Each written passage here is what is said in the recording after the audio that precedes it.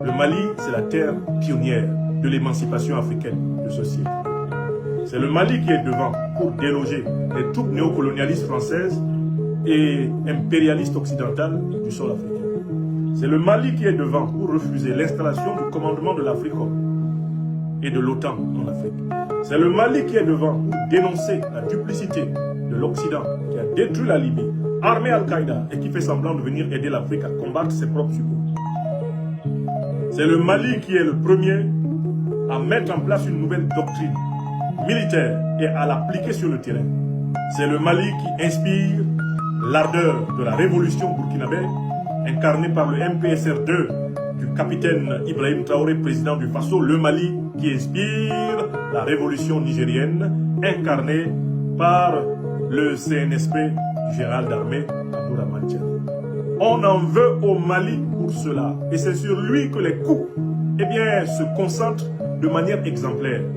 Car on croit et on pense qu'en détruisant le Mali, on détruit l'AES. En détruisant le Mali, on est sûr à coup férir de détruire le Burkina et de détruire le Niger. Le Mali est victime de ses qualités. Il est victime de sa résilience. Il est victime du fait qu'il a une nuque raide. C'est un peuple qui, malgré toutes ses difficultés, c'est un peuple qui, malgré les tensions qu'il doit surmonter, y compris en interne, n'accepte pas la soumission, n'accepte pas la honte, n'accepte pas l'humiliation. C'est un peuple qui refuse de se retourner contre ses autorités pour faire plaisir à Macron.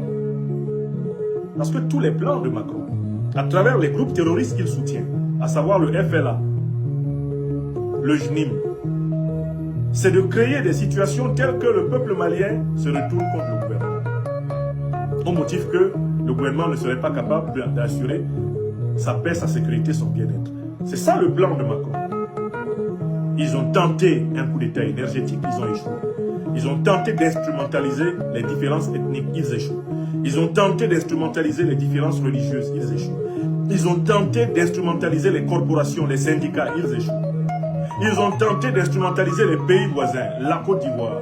Ils ont tenté d'instrumentaliser la Mauritanie, l'Algérie, ils échouent. Ils ont tenté d'instrumentaliser le droit international, ils échouent. Ils ont tenté d'instrumentaliser les organisations des droits dits de l'homme, ils échouent. Ils ont tenté d'instrumentaliser les médias mainstream, ils échouent. Mais contre le Mali, jamais, jamais et jamais, ils ne renoncent à continuer.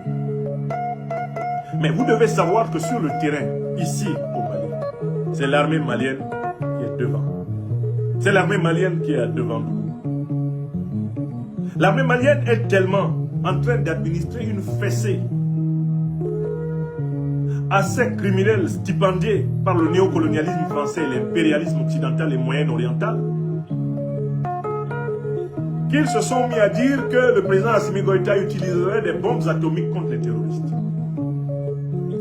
Mais honnêtement, imaginons par impossible que le Mali détienne aujourd'hui une bombe atomique. Mais s'il y a des terroristes quelque part, pourquoi on ne leur lancerait pas une bombe atomique? Les États-Unis d'Amérique ont utilisé une bombe atomique qui a tué essentiellement des civils japonais, plus de 200 000 à 300 000 morts, selon plusieurs décomptes. Ils ont été jugés où? Le motif avancé par les États-Unis pour bombarder en août 1945 Hiroshima et Nagasaki, c'est que le Japon était allié aux terroristes nazis contre le monde occidental. Oui ou non?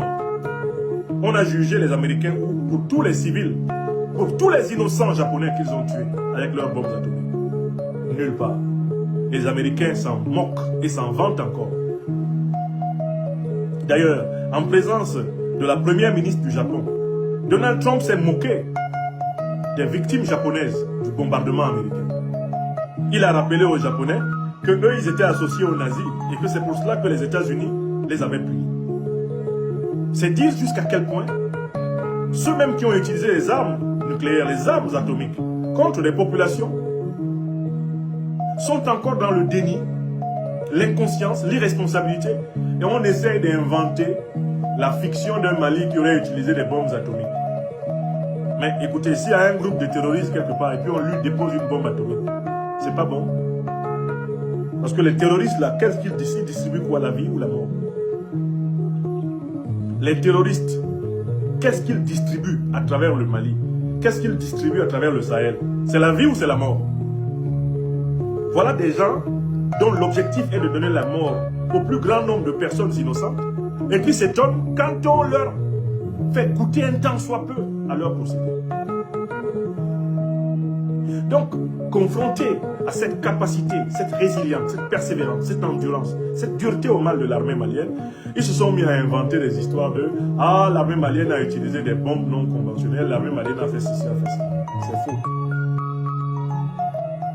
Le président Assimi Goïta et ses compagnons montrent au quotidien un très grand respect pour ce peuple.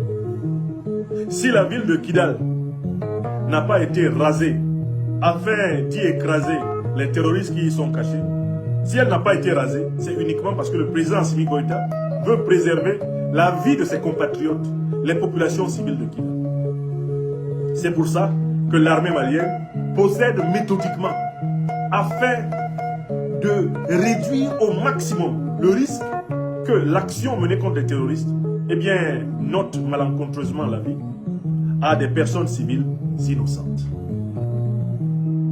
Ce n'est pas la puissance de feu qui manque à l'armée malienne, mais c'est le discernement qui impose à l'armée malienne de faire un usage mesuré de sa puissance de feu. Sinon, plusieurs des lieux où se trouvent les terroristes auraient déjà disparu.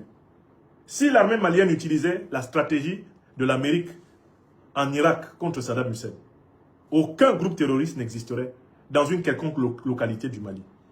Que faisait l'armée américaine en Irak pour écraser Saddam Hussein? L'armée américaine bombardait systématiquement toute localité dans laquelle étaient soupçonnés de se réfugier les combattants ennemis.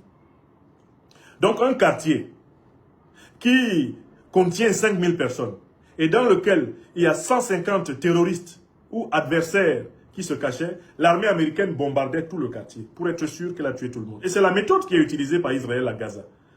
Lorsque le Hamas est dans un immeuble, que fait Israël? Israël détruit tout l'immeuble.